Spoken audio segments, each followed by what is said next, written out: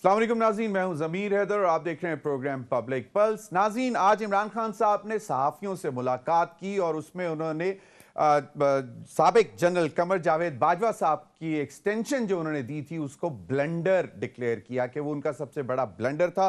और उन्होंने कहा कि लगता है कि आज भी बाजवा की पॉलिसी यानी कि जनरल रिटायर्ड बाजवा साहब की पॉलिसी चल रही है, क्योंकि नवाज शरीफ साहब चाहते हैं कि वो नाअहल हो जाएं और उनको लेवल प्लेइंग फील्ड चाहिए। उन्होंने कल जिस तरह मरीम नवाज साहिबा ने एक एतराज़ किया था कि अगर जेल भरो तहरीक का आगाज करना है तो इमरान खान साहब जमान पार्क से अपना इस चीज का आगाज करें, उन्होंने इस बात पे भी जवाब दे दिया। उन्होंने कहा कि जब ये जेल भरो तहरीक शुरू होगी तो उसमें सबसे पहले मैं अपनी गिरफ्तारी पेश करूंगा। आज उन्होंने अपने लीगल टीम के साथ मुशावरत भी की जेल भरो तहरीक के हवाले से। अब ये एक बड़ी दिलचस्प बात है कि इमरान खान साहब ने ये कल अनाउंस कर दिया था, मुशावरत आज की उन्होंने अपनी लीगल टीम के साथ।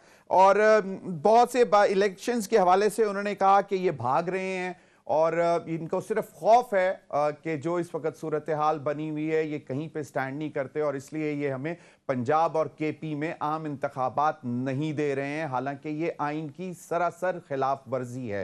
हुकूमती लोग जो पीडीएम है वो शायद इलेक्शन से भाग रही है और इसी वजह से, लेकिन जो उनके लॉ मिनिस्टर हैं वो कहते हैं कि आइन की खिलाफ वर्जी नहीं होनी चाहिए और अगर कोई इदारा इसको मुलतवी करना चाहता है, यानी यकीनन उनका इशारा इलेक्शन कमीशन की तरफ है, तो उसको बाकायदा कोई जायज माकूल दलील देनी पड़ेगी कि जनाब इलेक्शंस इस वजह से नहीं किए होना चाह रहे। लेकिन पाकिस्तान तहरीक इंसाफ का ख्याल है कि ये जितना टाइम ले रहे हैं ये कोई बहाना यानी कि माकूल बहाना ढूंढने की कोशिश कर रहे हैं जिसकी वजह से इंतखाबात को मुलतवी किया जा सके, खासतौर पर केपी और पंजाब में। और इसको वो नथी करना चाहते हैं कि आम इंतखाबात जब जनरल इलेक्शंस पूरे पाकिस्तान में हो तो तब इकट्ठे इलेक्शंस हों। तो इस पर भी बात करेंगे। दूसरी जानिब नाज़रीन, इमरान खान साहब के हवाले से आज तोशा खाना केस में फर्द जुर्म आयद होनी थी, जो कि इमरान खान साहब की पर्सनल अपीयरेंस को इंश्योर करते हुए उन्होंने कहा है अदालत ने कि जी ये अब 21 फरवरी को हमारे सामने पेश हों तो फिर हम फर्द जुर्म आयद करेंगे। और आज उनकी जो दरख्वास्त थी तबीयत की जो उनकी नासाजगी है उसकी वजह से उनको उसमें आज इस्तिस्ना हासिल हो गई।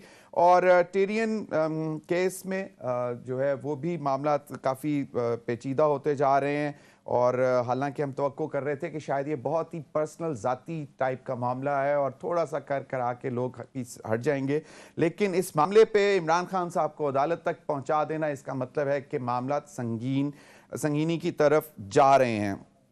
पंजाब हुकूमत जो है वो परवेज़ इलाही साहब को ढूंढ रही है। कोई कभी कहते हैं कि जी हम परवेज़ इलाही साहब को नहीं, हम वजाहत साहब को ढूंढ रहे थे या किसी और को ढूंढ रहे थे। मुनिस इलाही साहब की कल स्टेटमेंट आ गई कि जो मर्जी हरबे इस्तेमाल कर लें हम इमरान खान से दूर नहीं हो सकते। इन्हीं तमाम मामलात पर बात करेंगे। लेकिन नाज़रीन, एक बहुत ही अहम मामला इस्लामाबाद में एक बहुत ही अफसोसनाक वाक़या F9 पार्क में पेश आया और उसके एक बच्ची के साथ ज्यादती की गई। मुबैना तौर पर 3-4 लोगों ने ज्यादती की, ये केस इस्टेब्लिश भी हो गया। उसके बाद पैमरा ने हमें मना भी किया है कि आप उस केस की प्रोसीडिंग्स के हवाले से बात ना करें। लेकिन जो मैं आज बात करने जा रहा हूं वो ये है कि पुलिस की तरफ से, इस्लामाबाद पुलिस की तरफ से आज एक स्टेटमेंट आई है कि F9 पार्क में अगर आप लोग जाते हैं, इस्लामाबाद के बासी या जो भी विजिटर्स हैं अगर F9 पार्क में जाते हैं तो अगर वो शाम के बाद दाखिल हो रहे हैं तो वो अंधेरी जगह में ना जाएं।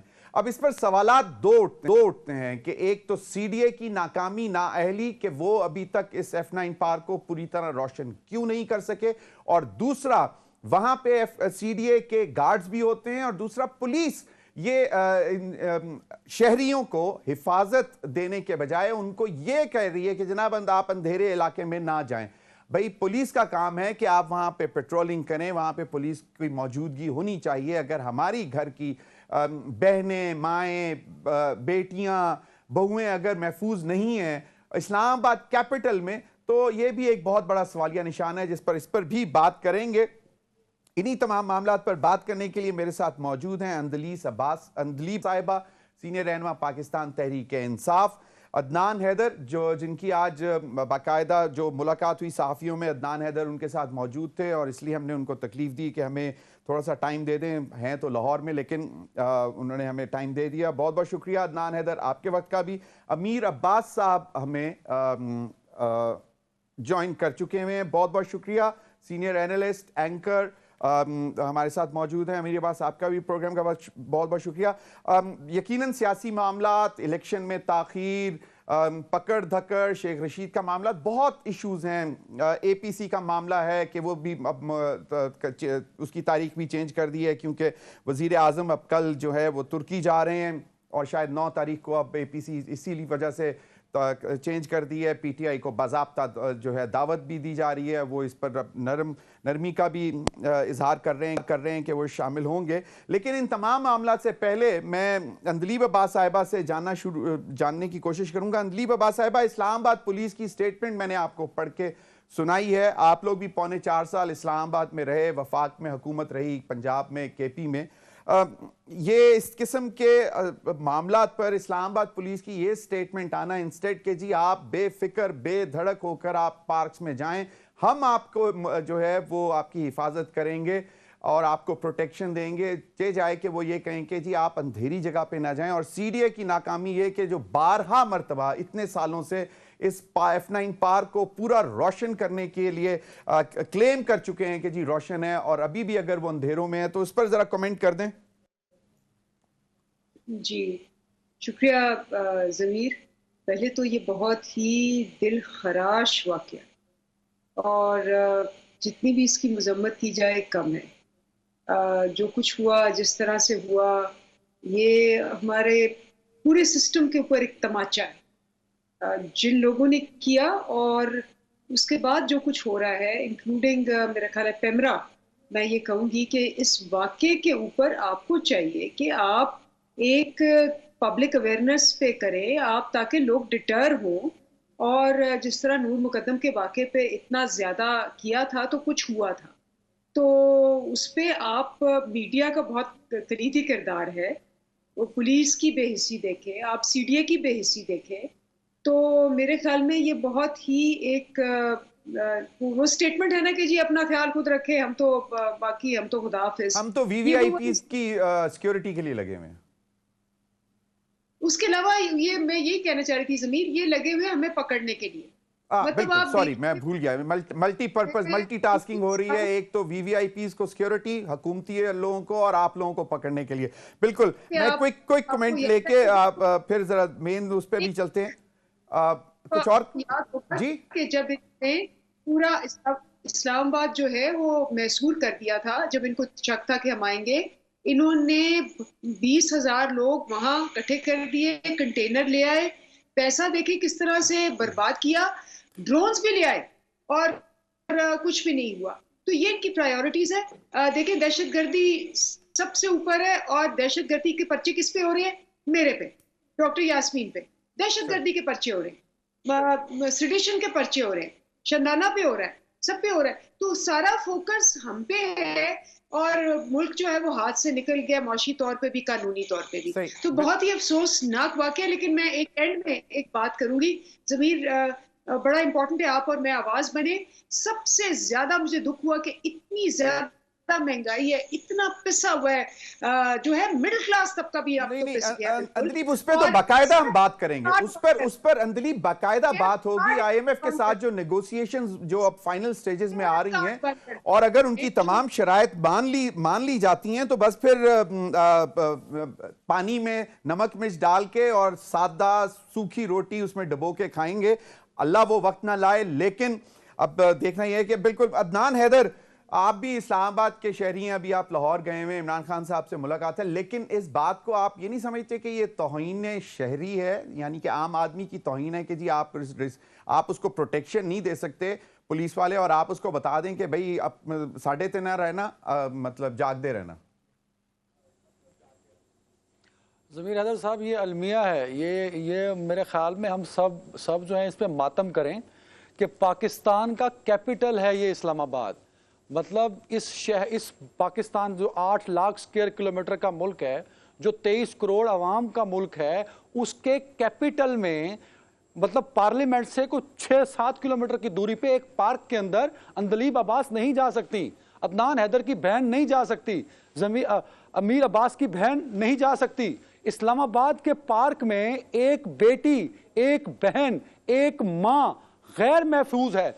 डूब के मर जाना चाहिए इस हुकूमत वक्त को, डूब के मर जाना चाहिए इस मुल्क के सिक्योरिटी सिस्टम को। आप सोचिए ज़मीर हैदर कि इस मुल्क का आधा हिस्सा बलूचिस्तान है, बलूचिस्तान में क्या होता होगा, अंदरून सिंध में क्या होता होगा, साउथ पंजाब में क्या होता होगा, केपीके में क्या होता होगा। यार आप फेल हो चुके हैं कि आप ये कहते हैं कि अगर किसी की बहन, बेटी स्कूल या कॉलेज की कोई लड़की वो पार्क जाएगी तो इनकी मर्जी से जाएगी। मतलब ये सीडीए को भी शर्म आनी चाहिए और इस्लामाबाद पुलिस को चाहिए कि वर्दी उतारें और चूड़ियां पहन के बैठ जाएं कि वो पाबंदी। अब एसओपी सेट हो गए कि पार्क में जाना है, दरख्त के नीचे नहीं जाना, पार्क में जाना है तो इस टाइम नहीं जाना। ये रियासत है या कुछ सर्कस लगाया हुआ है कि शो चलेगा तो उस टाइम पे ये होगा, शो चलेगा तो उस टाइम पे ये होगा। मेरा ख्याल में मेरे लिए सबसे बड़ी दुख की बात यह है कि इस्लामाबाद में भी अगर ये नाकाम है, और ये मैं इसलिए बात नहीं कि पीडीएम की गवर्नमेंट है, ये खान साहब की होती, पीपल्स पार्टी की है, या उससे पहले मुशर्रफ साहब की रही,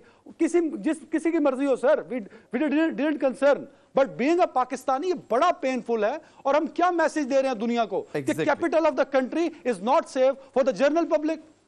और जहां पे बिल्कुल डिप्लोमेट्स भी हैं। Amir Abbas, your take on this issue. मैं तो जिस तरह अदनान जज्बात के साथ बात कर रहे थे, मैं बिल्कुल तायद करता हूं। और इस वक्त कमोबेश यही जज्बात है हर पाकिस्तानी के। जिस वक्त इन्होंने 25 मई को इमरान खान के जमहूरी लॉन्ग मार्च को या एक जमहूरी एक्सरसाइज को क्रश करना था, इन्होंने पूरे मुल्क से पुलिस इकट्ठी की इस्लामाबाद में। याद है आपको जमीर साहब? जी जी। इन्होंने यहां पे आंसू गैस के शेल इकट्ठे किए। जी जी। इन्होंने यहाँ पे लाठियां इकट्ठी। जब तुमने अपना इक़्तिदार बचाना हो उस वक्त तो तुम्हारे पास पुलिस भी मुहैया हो जाती है। जब तुमने अपने इक़्तिदार की हुर्मत बचानी हो तो उस वक्त तो तुम्हारे पास लाठियां भी इकट्ठी हो जाती हैं। जब तुमने अपने इक़्तिदार की चार दीवारी और चादरों चार दीवारी बचानी हो तो उस वक्त तो तुम्हारे पास आंसू गैस के शेल भी आ जाते हैं। लेकिन अगर पाकिस्तान की किसी आम औरत या किसी आम इंसान को जो पहले इतना फ्रस्ट्रेशन और डिप्रेशन का शिकार है, अगर वो थोड़ी देर वेंटिलेट करने के लिए किसी पुरफजा मकाम पर जा रहा है, उसकी इज्जत और हुर्मत को, उसकी लाइफ एंड प्रॉपर्टी को प्रोटेक्शन देने के लिए तुम्हें मौत पड़ती है। उस वक्त तुम्हारी पुलिस कहां चली गई? उस वक्त तुम्हारे आंसू गैस के शेल कहां चले गए? उस वक्त तुम्हारे कंटेनर कहां चले गए? उस वक्त तुम्हारी लाठियां क्या चली गई? यानी तुम्हारे इक़्तिदार की हुर्मत पाकिस्तान के निस्फ आबादी है, हमारी खवातीन की निस्फ आबादी है पाकिस्तान की, उनकी प्रोटेक्शन के लिए तुम्हारे पास कुछ भी नहीं है। रियासत के पास कोई टूल नहीं है, कोई हथियार नहीं है, कोई औजार नहीं। ये क्या स्टूपिड किस्म की बात है कि आप वहां ट्रेवल नहीं कर सकते। भाई आप जाएं येलोस्टोन नेशनल पार्क अमेरिका में, आपके मुल्क जितना बड़ा है, जुर्रत नहीं है वहां कोई हाथ लगा दे, जुर्रत नहीं है। आप जाएं फ्लोरिडा की बीचेस के ऊपर, आप जाएं साउथ फ्रांस या साउथ इटली की बीचेस के ऊपर, जुर्रत नहीं है वहां पे सेमी न्यूड खवातीन बीच के ऊपर, जुर्रत नहीं है कोई किसी को हाथ लगा दे। यहां आप किस भंडे किस्म की ऑर्थोडॉक्स ऑब्सोलीट सोच के साथ बैठे इस मुल्क में, और रियासत इस तरह के फैसले। भाई अगर कोई शख्स प्रिकॉशनरी मेजर के तौर पे अपने घर की किसी खातून को कहे कि आप वहां ट्रेवल ना करें, तो वो तो समझ में आता है। कभी रियासत भी ये कहती है कि तुम उस जगह पर ट्रेवल नहीं करो, उस जगह पर ट्रेवल नहीं करो। पूरा मुल्क इस वक्त अदम तहफ़्फ़ुज़ का शिकार है हुकूमत की। यानी आप देखिए, जिस मुल्क का law interior minister, Islamabad police और इस्लामाबाद जो है वो इंटीरियर मिनिस्टर की जुरिस्डिक्शन में, जिस मुल्क का इंटीरियर मिनिस्टर वो इस काम पर लगा हुआ है कि मैंने इसको तुन देना है, उसको ठोक देना है, उसको मत जेल के मिर्ची वार्ड में फेंकना है, उस मुल्क के इंटीरियर मिनिस्टर से आज कोई सवाल करेगा कि तुम्हारी नाक तले इस्लामाबाद, यार इस मुल्क में तो पार्क से नहीं है जमीर साहब। आई रिमेंबर, बिल्कुल जगह ही नहीं बची बात। अमीर अब्बास, एक बड़ा ही संगीन वाकया लाहौर के रिंग रोड पे हुआ था, रात के देर गए और उस वक्त वहां के आरपीओ या जो भी थे उनकी एक स्टेटमेंट आ गई थी कि किसने कहा था इस खातून को इतनी देर से ये घर से निकले। तो बात वही है। और उस वक्त पीटीआई की हुकूमत के अंदर पंजाब में, और उनके बिल्कुल बुज़दार साहब चीफ मिनिस्टर थे, और फिर उनके ऊपर भी ये तनकीद हुई थी कि जनाब आपका काम प्रोटेक्शन देना है, ये बताना नहीं। लेकिन वेरी राइट, अभी वक्त हुआ एक ब्रेक का। ब्रेक के बाद आएंगे तो नाज़रीन, अदनान हैदर से आज जो जर्नलिस्ट की इमरान खान साहब से मुलाकात हुई है उसका थोड़ा सा प्रियम के, तो फिर अपने बाकी पार्टिसिपेंट से बात करेंगे। Stay with us.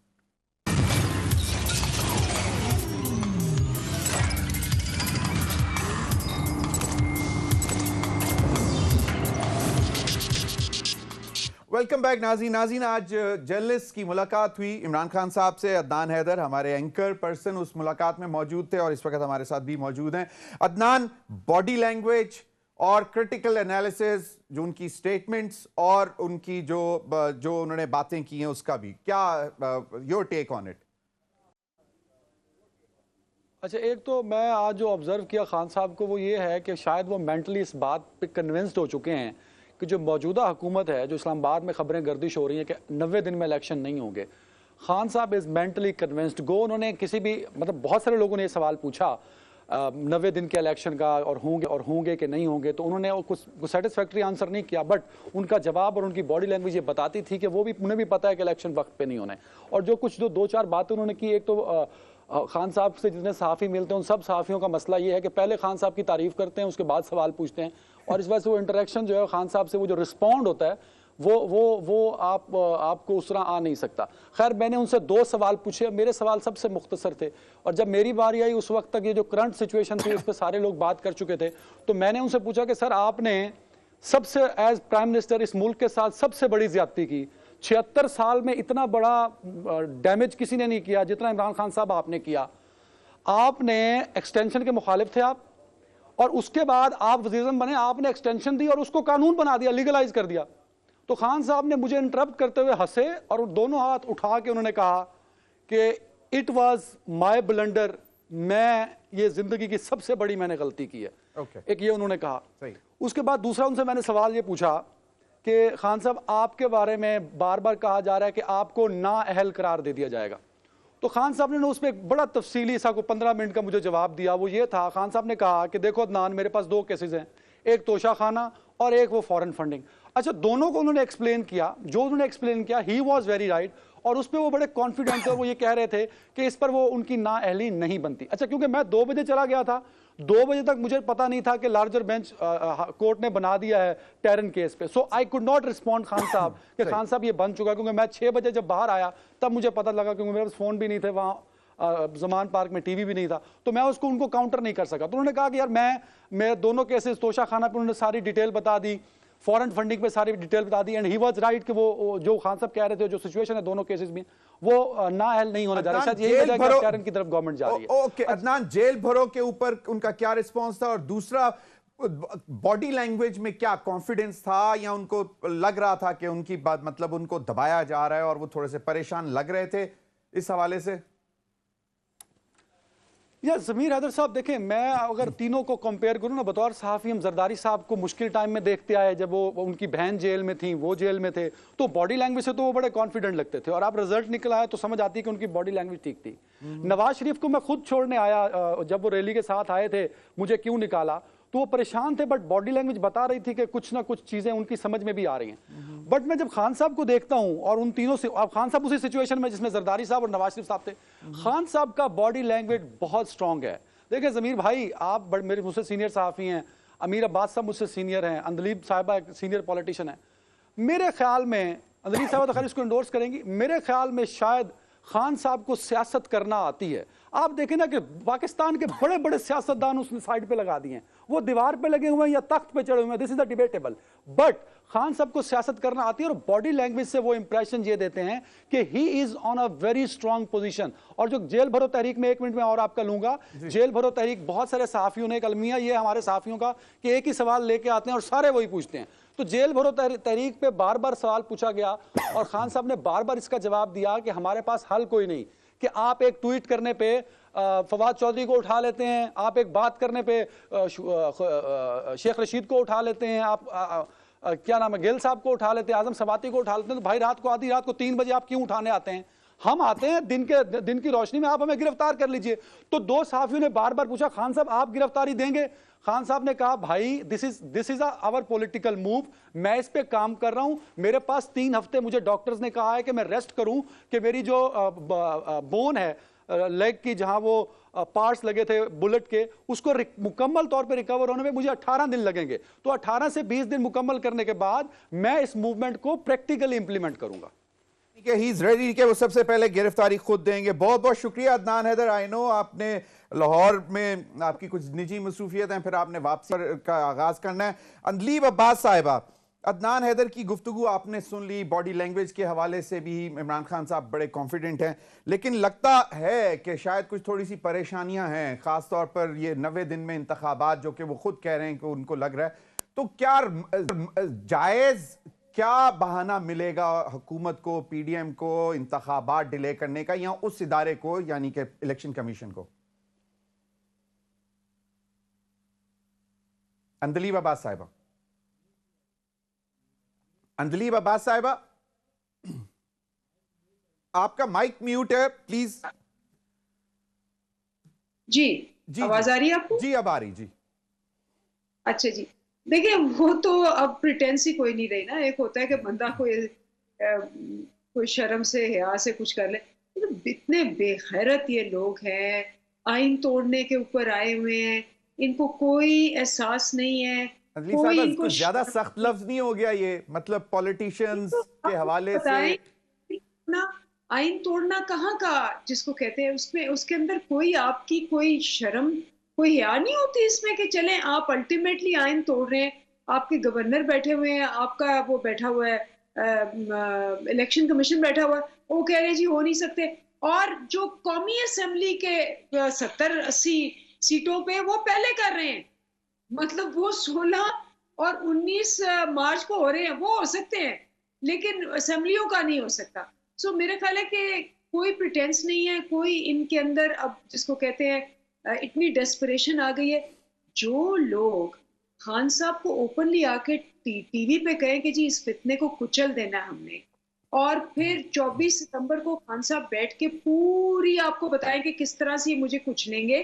और अब दोबारा उन्होंने बताया कि वो जो बदर गांव में 2 बंदों को इन्होंने दहशतगर्दों को हायर कर लिया है, जैसे पहले सारी स्क्रिप्ट बता दी थी और एग्जैक्टली वैसे ही हुआ है, अब दोबारा ही होने जा रहा है।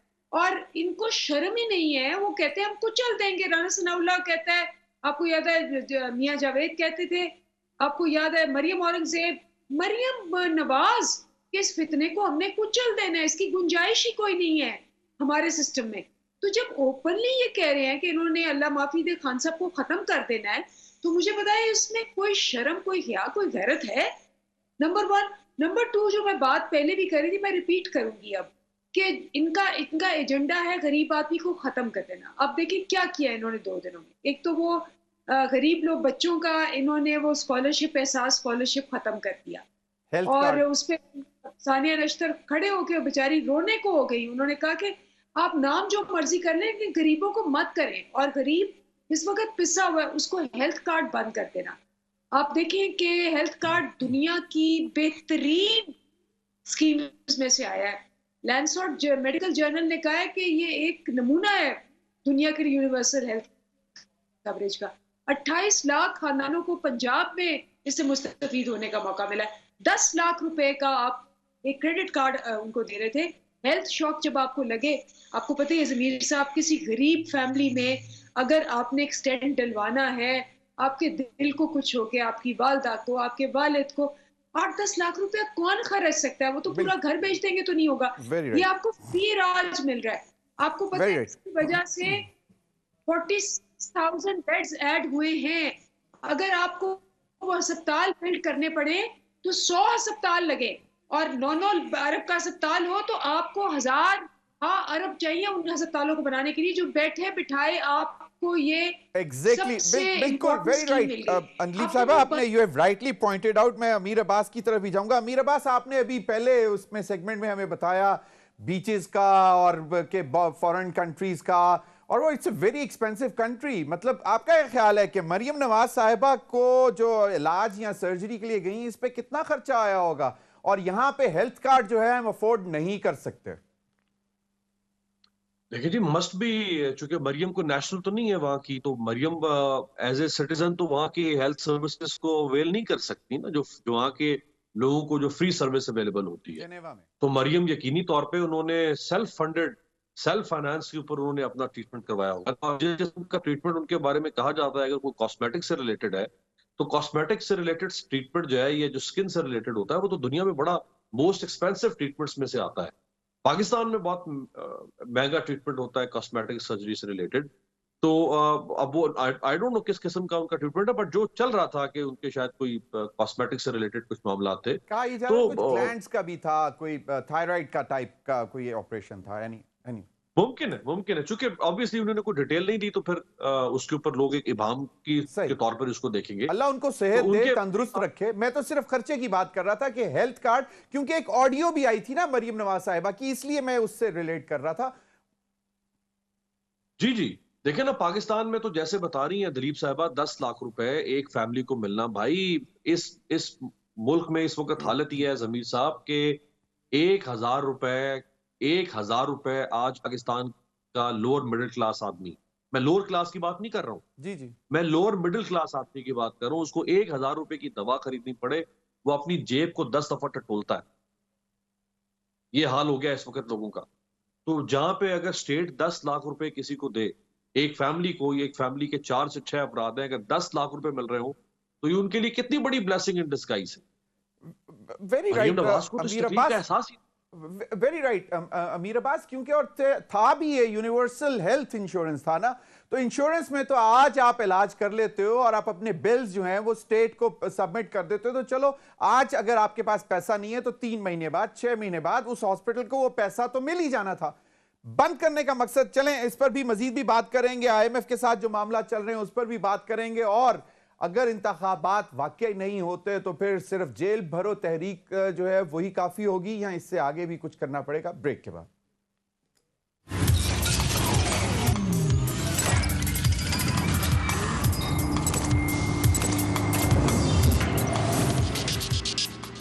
वेलकम बैक नाज़रीन। अंजलि बाबा साहिबा, इमरान खान साहब को अरेस्ट करने की मुकम्मल तौर पर मंसूबाबंदी कर ली है। ये बहुत ज़्यादा पावर कॉरिडोर्स में ये बात चल भी रही है, हमें सुनाई भी दे रही है, और ख्याल ये है कि शायद जेल भरो तहरीक तो कब जब होगी 90 दिन के बाद। अभी अगर इमरान खान साहब को अरेस्ट कर लिया जाता है तो फिर क्या सूरत हाल बनेगी। आज इमरान खान साहब ने कहा कि अल्टीमेटली नुकसान तो इनका PDM का ही होगा।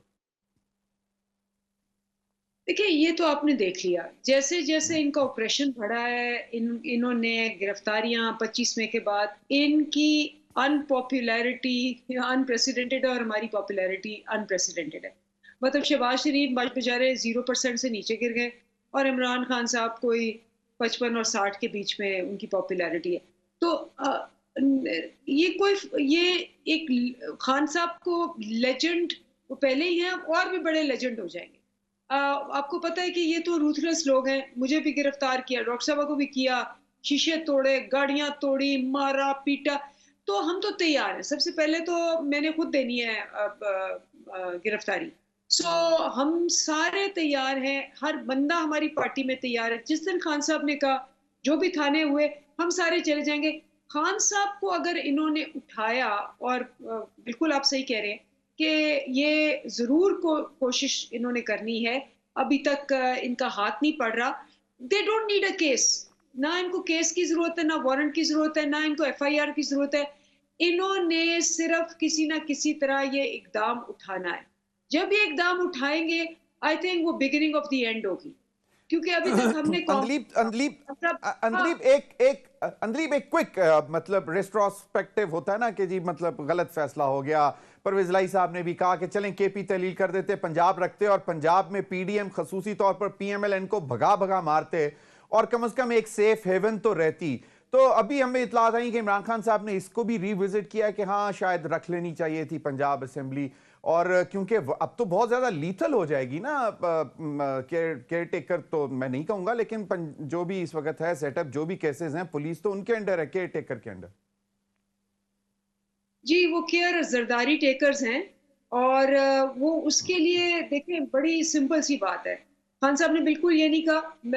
एक ट्रेडिशनल पॉलिटिक्स होती है, और वो क्या होती है कि जी आप 7 असेंबलियों में भी चले, कौमी असेंबली में भी चले, वहाँ वॉकआउट भी करें, बाहर भी आए, इसी तरह वक्त गुजर जाता, साल और गुजर जाता, 2 साल और गुजर जाते, जैसे ये थे। एक ये politics of resistance, of sacrifice, कुर्बानी की और ईसार की, सही और चलो, अपनी आपने खुद भी दे दी। आपका जो पॉइंट आ गया। प्रश्न है उन पे, वो असेंबलियों में रह के कभी पढ़ ही नहीं सकता। Got it. ये जो प्रश्न है इन पे, ये तो इनके असाब में मैसेज सवार है। सुबह देखिए शुरू होते हैं इमरान खान का नाम लेने, शाम तक इमरान खान सही, का नाम मैं लेते हैं। चाहूंगा कि अमीर अब्बास से भी इस पे कमेंट ले लूं। अमीर अब्बास, हालात बहुत ज्यादा खराब होते जा रहे हैं। महंगाई आपने जिक्र कर लिया, 1,000 रुपया भी अगर दवाई का, और फिर अब ये जो फार्मास्यूटिकल कंपनीज हैं उन्होंने कह दिया है कि अगर हम इतनी कीमत ना बढ़ाई गई तो हम अगले हफ्ते बंद कर देंगे इंडस्ट्री। एक वहां पे भी एक अजीब सिलसिला चल रहा है। अब हम उस पर किसी दिन तफसील से बात करेंगे। लेकिन अगर ये सियासी इस्तेहकाम किसी भी तरह नहीं आता तो IMF की कंडीशंस आप चाहे पूरी एन मुताबिक अमल भी कर लें उन पर, तब भी अगर मौशी इस्तेहकाम नहीं आता बिकॉज ऑफ अदम सियासी इस्तेहकाम, तो फिर इन सब चीजों का फायदा क्या होगा? देखिए, economic stability is directly proportional to political stability. दो तरह के रिलेशनशिप होते हैं, एक होता है डायरेक्टली प्रोपोर्शनल, एक होता है इनडायरेक्टली प्रोपोर्शनल, इनवर्सली प्रोपोर्शनल जिसे कहते हैं। जो डायरेक्टली प्रोपोर्शनल रिलेशनशिप है उसका मतलब ये होता है कि जब आप एक चीज को बढ़ाएंगे तो दूसरी चीज लामहला तौर पर बढ़ेगी, सही। एक को कम करेंगे तो दूसरी कम होगी। जो इनवर्सली प्रोपोर्शनल रिलेशनशिप होता है उसमें एक को बढ़ाएं दूसरी कम होती है। सही। तो सियासत और मईशत में डायरेक्टली प्रोपोर्शनल रिलेशनशिप होता है, यानी जैसे जैसे आप सियासत को बेहतर करेंगे मईशत बेहतर होती चली जाएगी। आपके सामने मैं बल्गारिया यूरोपीय मुल्क है उसकी ताजा एग्जांपल रख देता हूं। वहां पाकिस्तान जैसे हालात, पॉलिटिकल इंस्टेबिलिटी भी थी और इकोनॉमिक इंस्टेबिलिटी भी।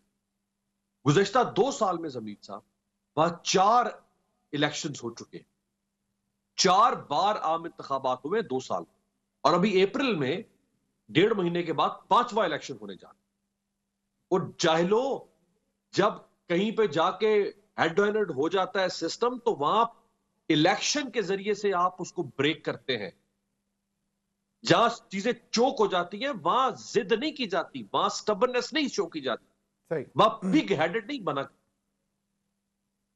वहां इलेक्शन जो है वो वे फॉरवर्ड की सूरत में सामने आता है। वहां ये नहीं करते कि तुम्हें उठा के मिर्ची वार्ड में फेंकेंगे मच जेल में, वहां इस किस्म की जुबान इस्तेमाल नहीं की जाती। वहां वे आउट सिर्फ इलेक्शन होता है। आप इस वक्त बिल्कुल चोक हो चुके हुए हैं। यहां कहते हैं कि जी दिवालिया जो है वो हो गया है मौशी तौर पे। भाई मौशी तौर पे दिवालियापन तो बहुत मामूली बात रहेगी जमीर साहब। आपका इंसाफ दिवालिया हो चुका है इसको। अमीर अब्बास, आपकी पार्लियामेंट दिवालिया। Amir Abbas, to count few things, PDM को इस वक्त किस चीज का सामना है? इमरान खान साहब की मकबूलियत का। पीडीएम को इस वक्त किस चीज का सामना है? आईनी बहरान का, कि अगर 90 दिन में इलेक्शन नहीं करवाते तो आईनी बहरान, करवाते हैं तो मकबूलियत पीटीआई की।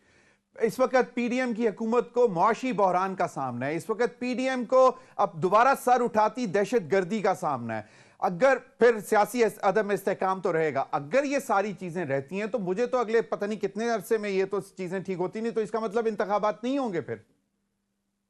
देखिए, पीडीएम को सिर्फ एक बात से सर होगा। अच्छा, वैसे पीडीएम में ना वो जो बाकी 8-9 जमातें हैं उन चारों को तो हम ऐसे ही बदनाम कर रहे हैं। असल तो पीपल्स पार्टी, नून लीग और मौलाना, और अब तो मौलाना भी एक साइड पे हो गए अपना हिस्सा लेके पाए केक में से। अब असल तो पीपल्स पार्टी और नून लीग का मामला है।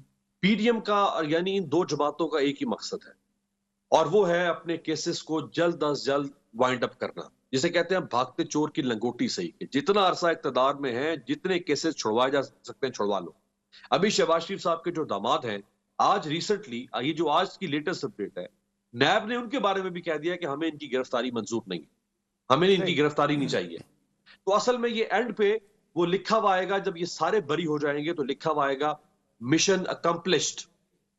ये इस वक्त इस फिल्म का, इस हॉरर फिल्म का इंटरवल मेरे पास वक्त कम है। मैं जरा अंदलीब अब्बास साहिबा से एक क्विक कमेंट लेना चाहूंगा। अंदलीब अब्बास साहिबा, एक सिनारियो है, इमरान खान साहब को अरेस्ट करने की कोशिश की जाती है, कर लिया जाता है। वर्कर और आप लोग क्या इसको रेजिस्ट करेंगे? क्योंकि इमरान खान साहब तो कहते हैं यार मैं बैठा हूं, आ जाओ अरेस्ट कर लो। देखिए, हम तो बिल्कुल करेंगे, क्योंकि किस बात पे अरेस्ट करें। और हम स्टैंड अप जिसको कहते हैं, हम खड़े रहेंगे और हम लड़ेंगे। खान साहब का जो पैगाम है और हमारी इंस्ट्रक्शंस जो हैं वो बड़ी क्लियर हैं कि ये जिद्दोजहद जारी रहेगी, एक जिहाद है और हमने इसके खिलाफ खड़े रहना है। चाहे हमने गोलियां भी खाई हैं और हम इसमें अरेस्ट भी होने को तैयार हैं, हम जान देने को तैयार हैं, क्योंकि हमारे लीडर ने ये सारा एग्जाम्पल सेट किया। उन्होंने अपना खून बहाया है और वो किस लिए बहा रहे हैं? सिर्फ एक चीज के लिए बहा रहे हैं कि इस मुल्क के जो गरीब लोग हैं जिनको इन्होंने पिस दिया है, जिनको मजीद ये कहते हैं कि जहर देने को पैसे नहीं है, उनको बचाया जाए। Very right, thank you very much Andleeb Abbas साहिबा, अमीर अब्बास। नाज़रीन अब तक के लिए इतना ही, लीजिए, अल्लाह हाफिज।